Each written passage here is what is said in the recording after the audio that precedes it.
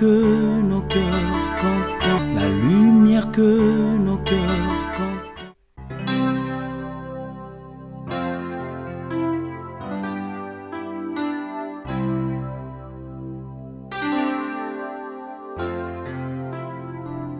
Tu es le fidèle compagnon qui nous rassure dans le parcours, et c'est l'éclat de ta beauté qui éclaire le chemin de ma vie. Et comme une brebis fragile, je trouve ma force dans la chaleur de tes bras de bon berger.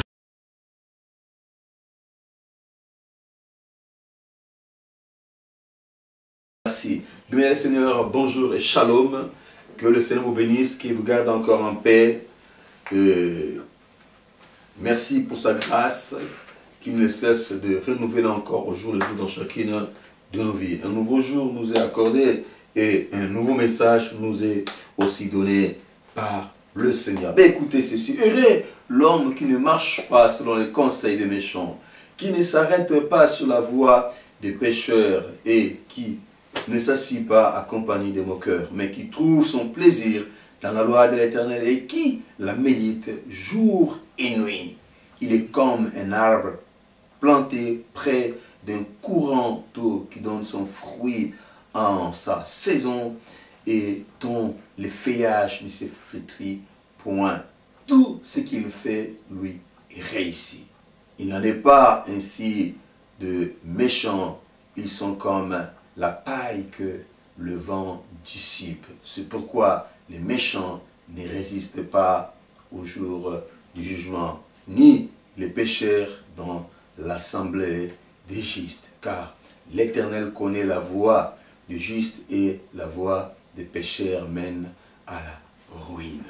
Nous bénissons le Seigneur. Bénis le Seigneur, Dieu est bon, Dieu est merveilleux. Laissez-moi vous rappeler encore, je pense que le Seigneur m'a mis à cœur encore pendant ces jours que nous prions, que nous méditons encore la parole de Dieu. Bien-aimés dans le Seigneur, ce que vous cherchez, ce que je cherche, ce que nous cherchons, se trouve dans la parole de Dieu. La solution dans tous nos problèmes est dans la parole de Dieu. La guérison, la réussite, le succès, bien-aimés le Seigneur, est dans la parole de Dieu. Alors, que faites-vous de la parole de Dieu que vous écoutez au jour le jour? Nous parlons ici, je pense que la semaine dernière ici, que les gens sont là, c'est glorifiant. Ah, chez nous, on prêche la parole. Là, notre pasteur prêche, notre docteur, on prêche la parole. Nous écoutons la parole, nous mangeons la parole.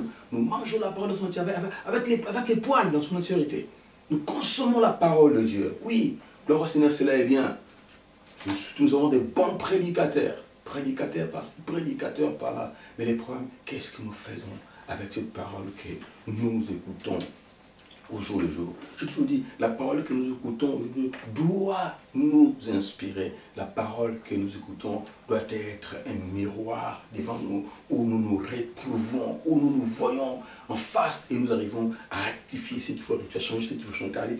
Encore dans 2 Timothée chapitre 3, les versets 16, il est écrit, toute écriture est inspirée de Dieu et utile pour enseigner, pour convaincre, pour corriger, pour instruire dans la justice, afin que l'homme de Dieu soit accompli et propre à toute bonne œuvre. Voilà, il est le Seigneur. La parole que nous prêchons, la parole que nous écoutons, elle est là pour pouvoir nous aider, parce que nous ne sommes pas parfaits. Nous nous perfectionnons avec cette parole que nous écoutons au jour le jour. Chaque fois que nous écoutons la parole de Dieu, la parole nous fait tomber des écailles, nous nous retrouvons, nous voyons que, oh, dans telle chose, il faut que je puisse arranger, il faut que je puisse réparer, il faut que la parole arrive, oui, à nous convaincre, à nous enseigner. Il faut que la parole arrive à nous corriger et que nous puissions devenir ce que le Seigneur attend de nous, que nous soyons des hommes et des femmes battus. Et surtout par ce temps de la fin, et surtout par ce temps si compliqué, bien le Seigneur, nous avons besoin de la parole et cette parole doit nous aider pour que nous puissions cadrer nos vies. Très important. Et le Seigneur ne cesse de nous parler. Tout le temps, nous avons un message, nous avons une parole. Alors, que cette parole que nous écoutons, moi j'ai toujours prié, Seigneur, aide-moi afin que la révélation que tu nous donnes, la révélation que tu me donnes, Seigneur, que je ne sois pas seulement en train de prêcher aux autres, mais que je sois moi-même. J'ai toujours dit, je dois être moi-même le premier à bénéficier de de messages ou des enseignements que le Seigneur nous donne. Et au jour le jour, nous contemplons la gloire de Dieu. Le Seigneur est bon, le Seigneur est merveilleux. Nous bénissons le Seigneur encore pour ce message que le Seigneur nous a donné. Oui, béni le Seigneur, nous allons parler du sacrifice et de l'offrande.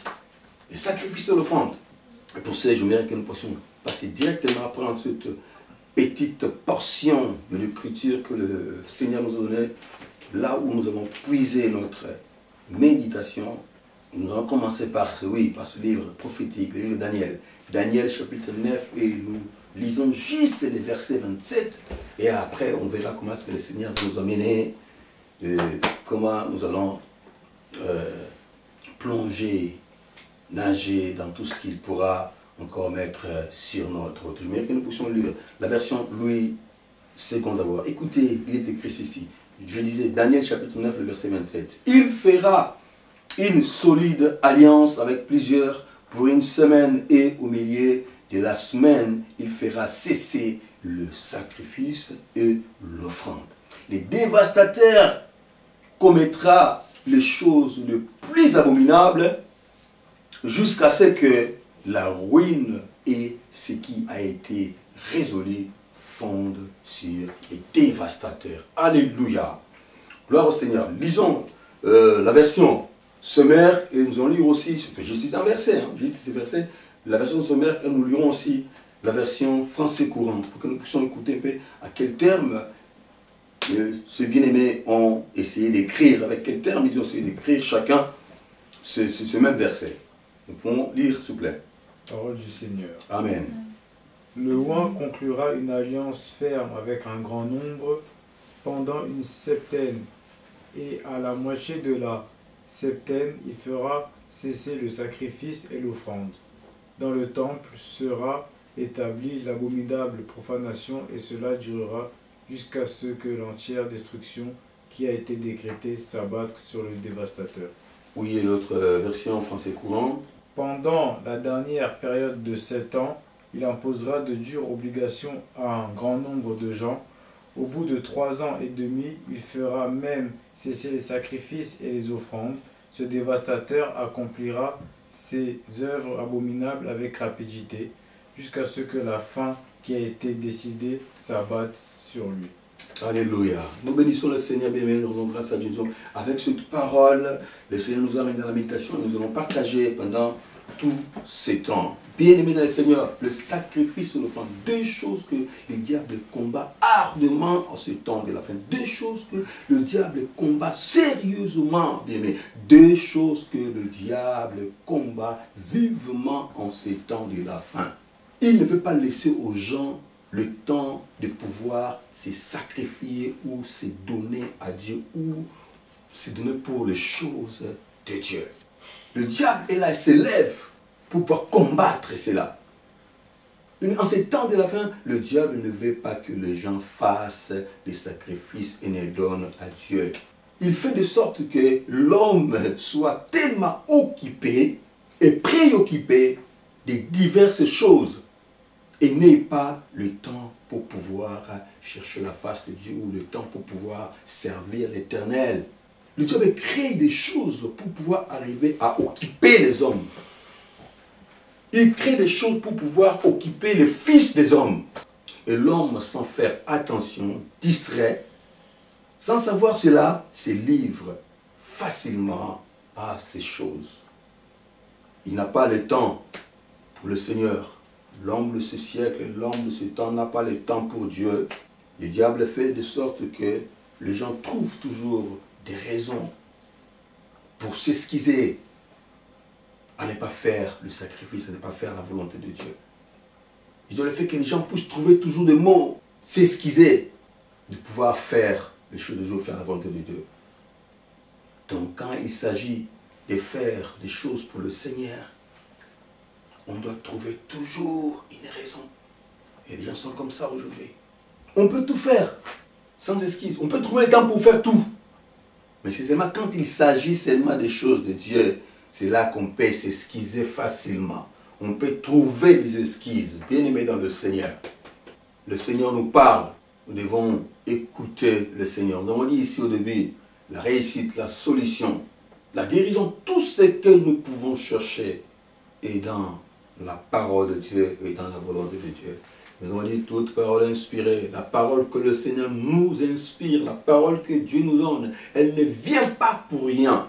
Si cette parole est venue aujourd'hui, c'est pour que nous puissions nous corriger, c'est pour que nous puissions avoir l'instruction qu'il faut pour faire la volonté de Dieu. Donc je disais, l'homme trouve toujours des excuses quand il s'agit de faire la volonté de Dieu. On oublie que les sacrifices et l'offrande font partie de la volonté de Dieu. En ne le faisant pas, nous nous éloignons de la présence de Dieu, bien le Seigneur. Le diable fait cela pour éloigner les hommes de Dieu. Comprenez ça?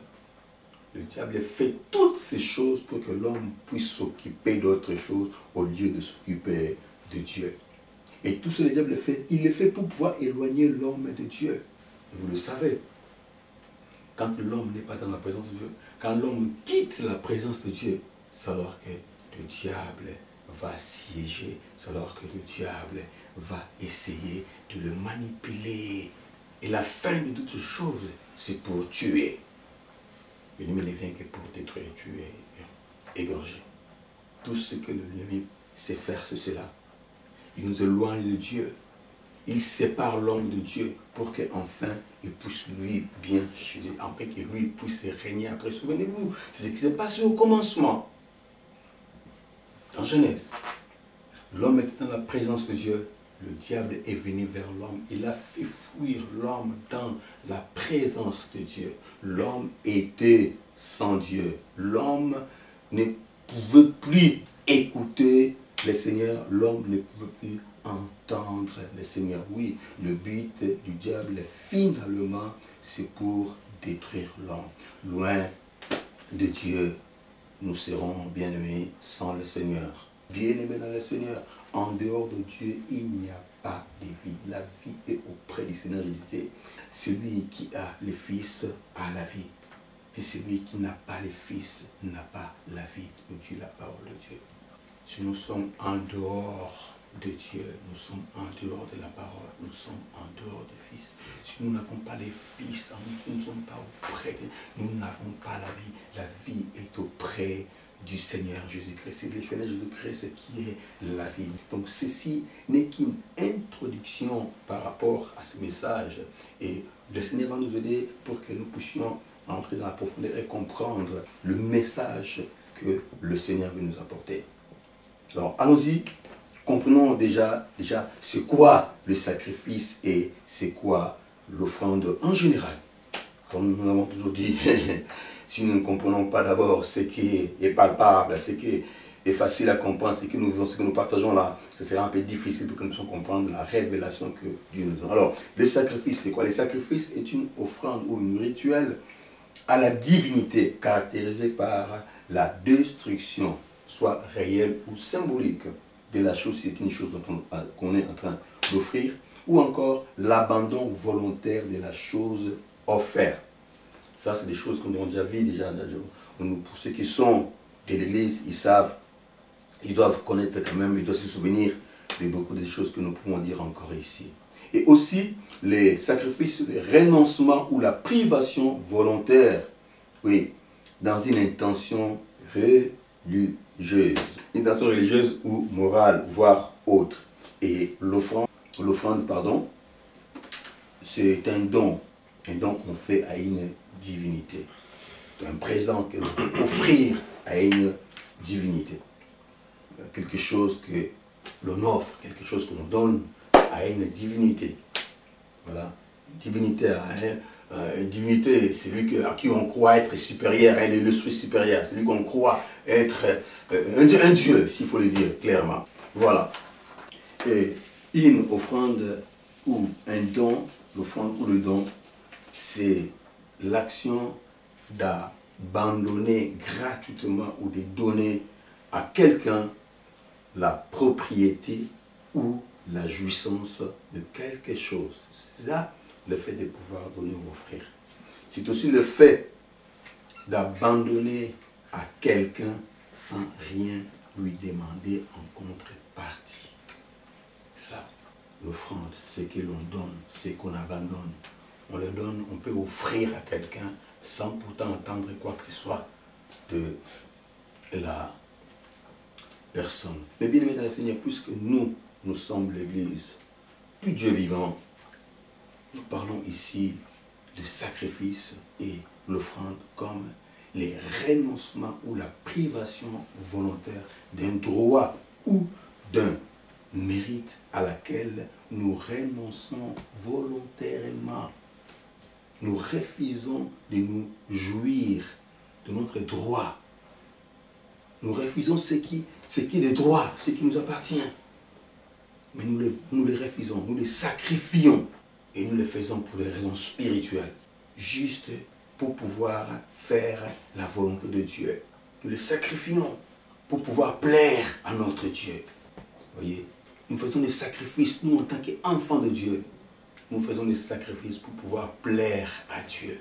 Pour pouvoir montrer à Dieu que nous l'aimons et que nous nous obéissons à lui et que nous nous soumettons à lui. Quand nous rejetons, quand nous refusons de nous pouvoir nous bénéficier de nos droits, c'est une chose que nous faisons. Nous refusons ce qui pouvait nous plaire. Non, non, nous ne voulons pas nous réjouir de cela. Mais nous voulons sacrifier cela. Nous voulons l'offrir. Oui, nous voulons l'offrir pour notre Dieu. Je vais me comporter ainsi. Je ne vais pas faire ceci, je ne vais pas faire cela à cause de mon Dieu. Pour plaire à mon Dieu. Oui, par le sacrifice. Des fois, tu peux te dire que non, je suis fatigué peut-être après avoir fait telle chose. Mais pour mon Dieu, je dois quand même prier. Je dois quand même aller à la prière. Je dois me sacrifier. Je dois me dépasser. Malgré que je suis fatigué, donc j'ai une bonne raison de pouvoir peut-être ne pas prier ou rester à la maison, ne pas partir pour faire l'œuvre de Dieu. Mais tu te dis que non, non, non. Malgré la fatigue, malgré tout ce que je vais quand même me sacrifier pour pouvoir faire la volonté de Dieu. Oui, s'abstenir volontairement de ce que l'on peut faire, de ce que c'est de votre droit, mais vous refusez de le faire. Vous faites un sacrifice, ou vous vous sacrifiez par rapport à cela. C'est de cela qui est bien, mes Seigneur. Nous allons parler pendant ces jours. Je ne sais combien de temps le Seigneur va nous conduire, mais nous allons essayer de parler un peu de ces choses à la lumière de la parole de Dieu, voir comment est-ce que nous pouvons nous comporter, comment est-ce que nous pouvons faire des choses. Bien, Seigneur, pour votre connaissance, nous avons lu dans le livre de Daniel. Daniel, où nous avons lu cette parole, Daniel est comparé à l'Apocalypse dans le Nouveau Testament. Donc Daniel est il est comme le livre d'Apocalypse dans l'Ancien Testament.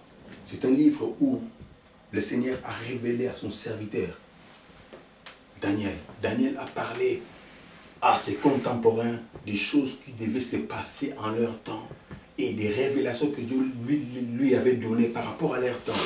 Il a révélé des choses que le Seigneur devait faire en leur temps, en leur époque, et Dieu lui a fait grâce de pouvoir révéler aussi des choses qui allaient venir. Dieu lui a révélé des choses qui se passaient en son temps, et il lui a révélé des choses qui étaient cachées, des choses que je ne connaissais pas. Mais Dieu lui a fait grâce, lui il a pu comprendre ces choses, et il a aidé les gens de son époque, les gens de son temps. Et il a parlé aussi de choses futures, des choses que nous sommes en train de vivre aujourd'hui. Daniel, Dieu de lui avait déjà révélé. Donc le prophète Daniel prévenait, oui, ses contemporains, et il a prévenu aussi l'Église de nos jours. Le prophète Daniel parlait, je disais, à ce bien-aimé et à nous qui sommes à l'Église aujourd'hui.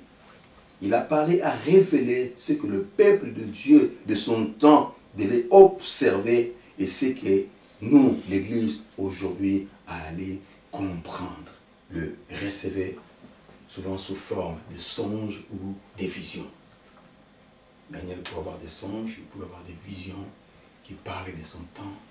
et de ce qui pouvait parler aussi de ce qui se passe dans nos jours. L'Éternel Dieu lui a fait grâce, je disais, de comprendre et discerner beaucoup de choses.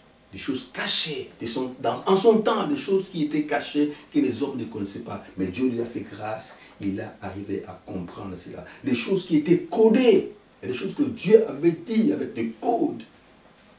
Mais Daniel a fini par avoir la grâce et la révélation de discerner et comprendre beaucoup de ces choses. Là, ils étaient en déportation. Et là-bas, il pouvait comprendre les choses et il pouvait parler à ses contemporains, leur dire ce qu'ils devraient normalement faire. Sans pourtant vous épargner, vous connaissez la prophétie. Il y a beaucoup de prophéties que Daniel avait données par rapport aux 70 jours et autres. On va voir comment est-ce que le Seigneur va nous comprendre. Donc Daniel pouvait comprendre toutes ces choses et pouvoir prévenir ceux de son temps. Et à l'avenir, nous qui sommes en ces temps, oh, quelle grâce et quel privilège avait cet homme de Dieu. Et il pouvait parler même, il disait, de ce que nous sommes en train de traverser aujourd'hui. Daniel avait une grâce et parlait de toutes ces choses. Il a eu des songes, il a eu des visions qui pouvaient lui révéler les choses qui allaient venir. Il a révélé que dans les derniers jours, le diable va faire cesser les sacrifices et l'offrande comme nous l'avons dit là. C'est des choses que Dieu lui avait déjà révélées dans l'ancienne alliance. Et ce sont ces choses qui sont en train de se manifester maintenant.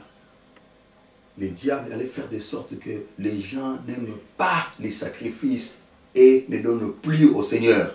Il a prophétisé déjà par rapport à cela. Les gens ne pouvaient plus, n'allaient plus faire des sacrifices. Que le diable allait préoccuper les gens dans diverses choses. Le diable allait inventer beaucoup de choses qu'il pouvait faire que les hommes soient préoccupés et que l'homme ne puisse pas avoir le temps pour pouvoir servir son Dieu. Il va laisser les gens fréquenter des églises sans se convertir. Et c'est ce que nous voyons aujourd'hui. Les églises sont pleines, remplies du monde.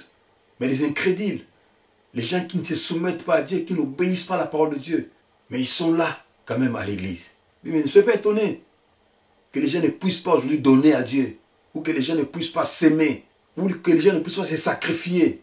Non, ce sont des choses que le Seigneur avait déjà prédit avant. Il avait déjà révélé ces choses à Daniel. Alors, nous qui sommes dans ces temps, nous devons faire très attention. Faites très attention bien le Seigneur. Le Seigneur nous rappelle ces paroles pour que nous puissions savoir comment est-ce que nous devons nous comporter malgré la risque du diable. Avec tout ce que le diable a infligé dans le monde, avec tout ce que le diable est en train d'inventer dans le monde.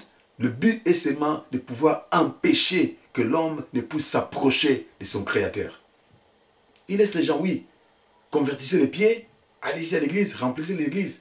Mais la conversion, il n'y en a pas. Les gens partent à l'église seulement parce que c'est une vague. Un mouvement, voilà, évangélique soi-disant, qui amène les gens à l'église, qui font que les gens fréquentent des églises. Et si vous ne partez pas, on peut vous soupçonner, non, allez, tout le monde va aller à l'église. Aujourd'hui, nous les voyons aujourd'hui, bien dans le Seigneur. Les églises sont remplies du monde, mais il n'y a pas de conversion. On cherche le mal, on trouve dans l'église. Tout ce qui est mauvais, tout ce qu'on peut reprocher au monde, on le reproche aussi à l'église. Les gens viennent, mais ils ne se laissent pas convertir. Bien-aimés dans le Seigneur, ceci est l'œuvre de l'ennemi. Nous devons comprendre et discerner. Et sortir de ces choses. Les gens n'allaient plus être reconnaissants à l'égard de Dieu. Et que l'homme ne puisse pas avoir le temps pour pouvoir s'occuper de Dieu. Les gens vont se préoccuper d'abord d'eux-mêmes au lieu de Dieu.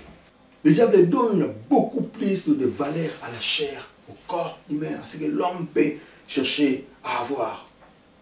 Et l'homme de ces jours s'occupe d'abord de lui-même et Dieu après. Il y en a même qui ne pensent même pas à Dieu. Leur priorité c'est eux-mêmes d'abord. L'homme de nos jours ne compte d'abord que sur ses avoirs au lieu de compter sur Dieu. L'homme de nos jours court par-ci, on court par-là, on cherche la solution dans tout ce que nous pouvons avoir comme problème. Mais tout cela en dehors de Dieu. Bien Seigneur, comme je dis, comment est-ce que nous pouvons réussir en dehors de Dieu? Nous ne pouvons pas réussir notre vie terrestre ici, en dehors de Dieu. On ne peut pas réussir sa vie ici-bas, mon frère, ma soeur, si vous mettez Dieu à côté. Non. C'est lui Dieu qui nous a créés, c'est lui Dieu qui nous a placés ici-bas sur la terre. J'ai toujours dit, Dieu, avant de créer l'homme, il avait créé l'environnement, il avait créé tout ce que l'homme pouvait avoir besoin. Dieu l'avait placé sur la terre. Tout ce que vous avez besoin, mon frère, tout ce que vous avez besoin, ma soeur, est là. Et là. Des fois, ce n'est pas loin de vous. Des fois, c'est même en vous-même. Mais seulement, il vous faut seulement être révélé. Il vous faut seulement la révélation pour que vous puissiez comprendre cela. Je veux dire, Daniel pouvait comprendre des choses. Dieu avait parlé. Dieu avait dit des choses. Des choses ont été déjà là. Ça a été déjà dit. Et le temps était déterminé pour que tout s'efface. Mais tellement que le peuple était là, ne sachant pas, distrait, ne comprenant pas ces choses, il a fallu qu'un homme puisse s'élever pour qu'il puisse avoir la révélation, comprendre ces choses, pour pouvoir aider le peuple de Dieu. Mais comment est-ce que nous pouvons vivre notre vie ici-bas sans pourtant associer Dieu, sans mettre Dieu dans tout ce que nous faisons? Ça ne va pas. Nous ne pouvons pas réussir notre vie comme ça. Et tout ça, c'est l'œuvre de l'ennemi, c'est l'œuvre du diable. Il vient faire comprendre à l'homme que hey, non, tu veux que tu puisses t'occuper de toi quand même. On ne peut pas s'occuper de soi si l'Éternel n'intervient pas d'abord. L'homme de ces siècles se préoccupe de tout et de rien et oublie l'essentiel. L'homme de ce monde aujourd'hui, c'est comme ça. On court par-ci, on court par-là, on veut avoir ceci, on veut avoir cela, on veut faire ceci, on veut faire cela. Tout cela, pourquoi? Pour pouvoir se maintenir. Le diable a monté à donner la valeur à ce corps mortel, à la chair.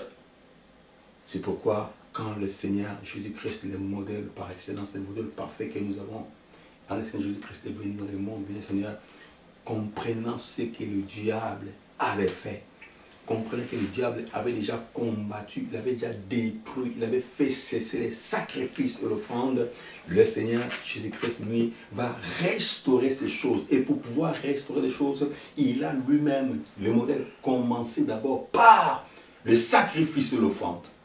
Le Seigneur Jésus-Christ a commencé son ministère par les sacrifices et l'offrande et il a fini son ministère par les sacrifices et l'offrande. Souvenez-vous encore, dès que le Seigneur est venu, après son baptême, la première des choses que le Seigneur a fait dans son ministère, il a d'abord commencé par aller d'abord dans la présence de Dieu. Il est parti à la montagne, il est parti au désert.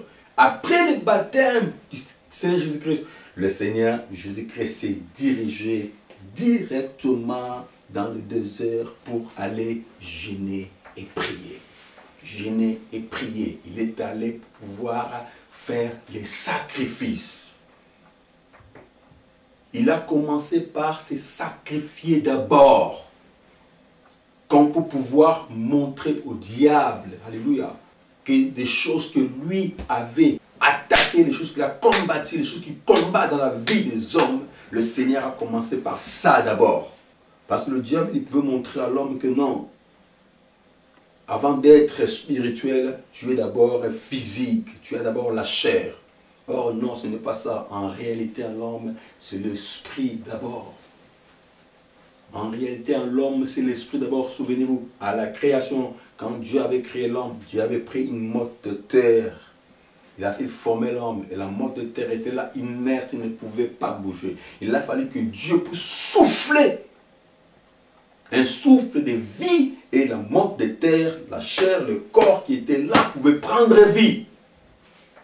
Alléluia. Donc, sans le souffle de Dieu, sans l'esprit de Dieu, sur cette motte de terre, la vie ne serait pas là. Et donc, c'est le spirituel qui appelle le physique ou le matériel. Le spirituel donne naissance au matériel. Sans le spirituel, le matériel n'existerait pas. Donc, le physique ou le matériel ne peut donner naissance au spirituel. Mais c'est le spirituel qui donne naissance au matériel, voire le physique. Alléluia. La vie est venue quand le Seigneur a soufflé sur cette motte de terre. Et l'homme pouvait vivre, l'homme pouvait respirer. Et c'est pourquoi l'homme de Dieu, Job pouvait dire, en réalité, en l'homme, c'est l'esprit qui est le souffle de puissant. Mon frère, ma soeur, laisse-moi te faire comprendre que sans l'Esprit de Dieu, sans Dieu, nous ne sommes rien. Sans Dieu, nous ne pouvons rien. Ce que vous avez, ce que vous êtes, ce que vous pouvez faire, alléluia, ce que vous pouvez avoir, c'est d'abord Dieu. C'est d'abord Dieu. Sans Dieu, nous ne sommes rien. Sans Dieu, nous ne pouvons rien. C'est ce que le diable a fait. Ce que le diable a fait, c'est qu'il était le combat au jour le jour. Le diable, tout ce qu'il veut, il cherche à mettre l'homme en opposition avec Dieu. Dieu dit que vous êtes d'abord esprit, cherchez d'abord ce qui est spirituel. Non, le diable, non, non, non, non, non, non, non. Écoutez, mais c'est ce qui s'est passé, c'est que le diable a fait. Au commencement, dans les jardins, c'était pareil. Quand le diable est venu vers l'homme, qu'est-ce qu'il a manifesté? Qu'est-ce qu'il a fait? Le diable a commencé d'abord par prendre le fruit. Est-ce que Dieu a-t-il réellement dit que vous ne mangerez pas? Manger, c'est quoi? C'est pour faire quoi? Manger, c'est pour la chair, c'est pour le corps. Voilà ce que le diable amène vers les hommes. Ce que le diable fait pour les hommes.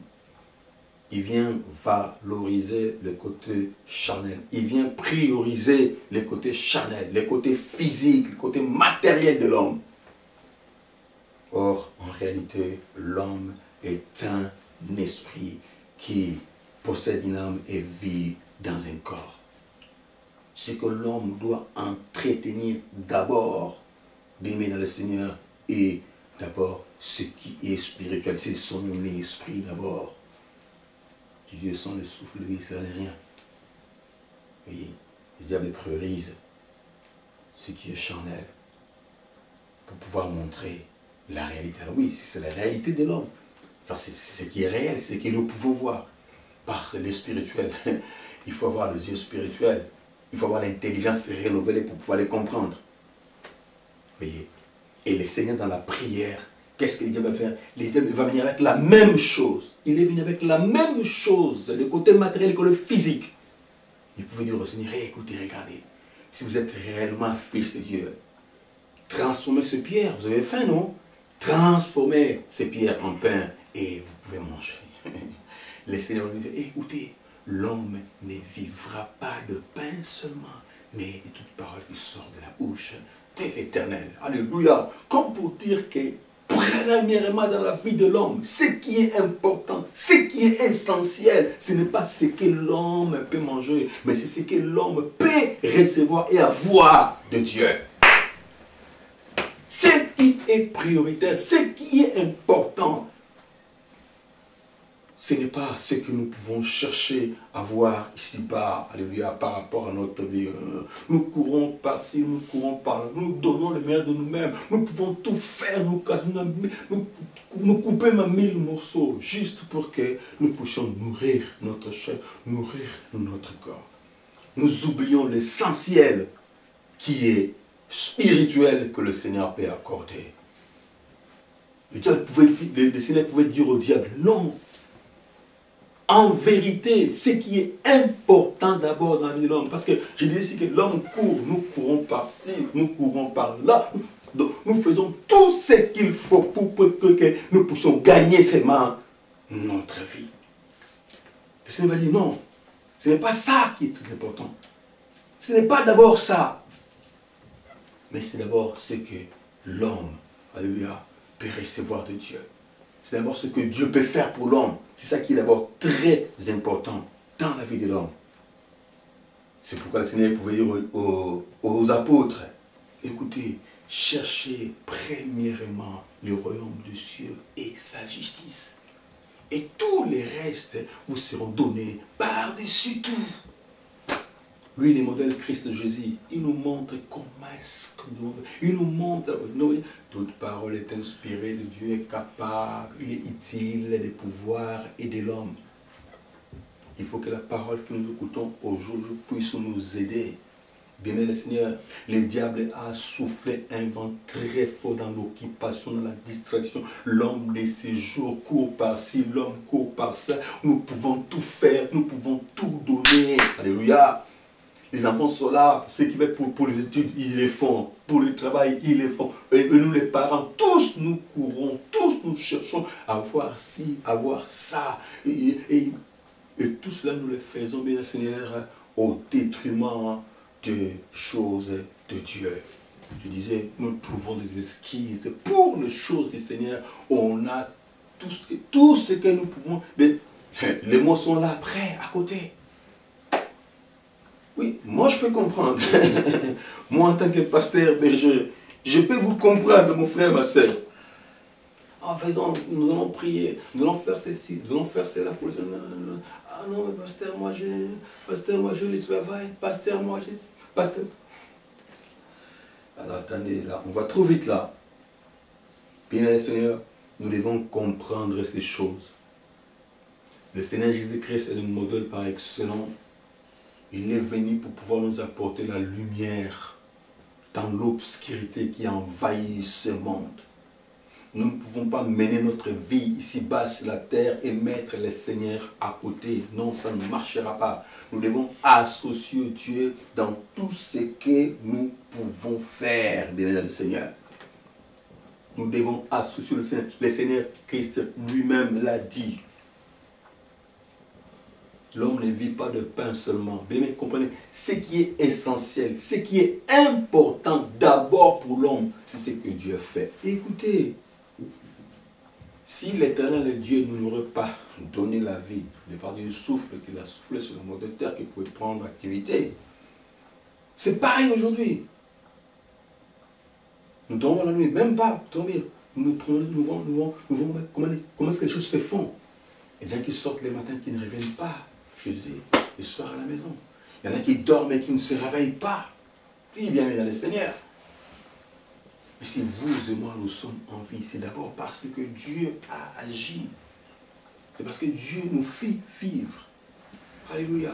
Alors comment ne pas accorder de l'importance d'abord à Dieu?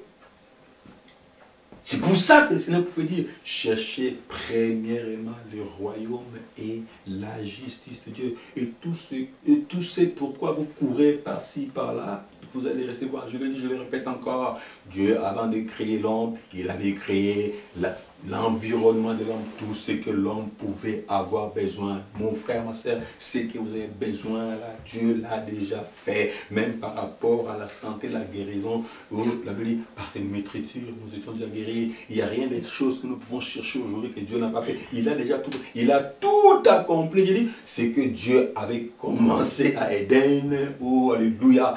Jésus-Christ est venu l'achever sur la croix. Il n'y a rien de ce que nous pouvons chercher à voir que Dieu n'a pas fait. Mais si vous comprenez ces choses, nous allons juste introduire le message. Et par la grâce de Dieu, nous allons continuer. Faisons très attention, bien le Seigneur. Nous nous préoccupons de tout, sauf de Dieu. Le diable préoccupe les gens aujourd'hui. Il charge les gens aujourd'hui à courir par-ci, à courir par-là, à chercher ceci, à chercher cela. Mais nous ne nous donnons pas vraiment la peine de pouvoir aussi chercher les choses de Dieu. Courir pour ce qui est spirituellement. Quand il s'agit des choses spirituelles, nous sommes prêts à porter des raisons. Nous sommes prêts à nous justifier par rapport à cela. Et pourtant, c'est la ruse du diable. C'est le plan de l'ennemi. C'est le projet de l'ennemi. Il devait combattre, faire cesser les sacrifices et les offrandes. Les hommes ne voudront plus faire des sacrifices. Les hommes ne voudront plus donner aux souffrants. Alléluia. Que le Seigneur vous bénisse, que le Seigneur nous garde encore en paix. Si vous ne revenez pas encore, nous nous retrouvons mercredi pour la prière, pour louer, glorifier, adorer le Seigneur et lui écouter encore nous parler.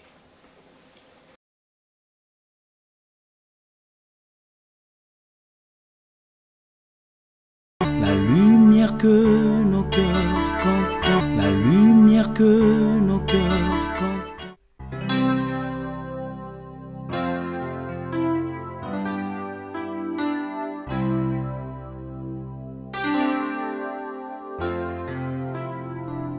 Tu es le fidèle compagnon qui nous rassure dans le parcours, et c'est l'éclat de ta beauté qui éclaire le chemin de ma vie. Et comme une brebis fragile, je trouve ma force dans la chaleur de tes bras de bon berger.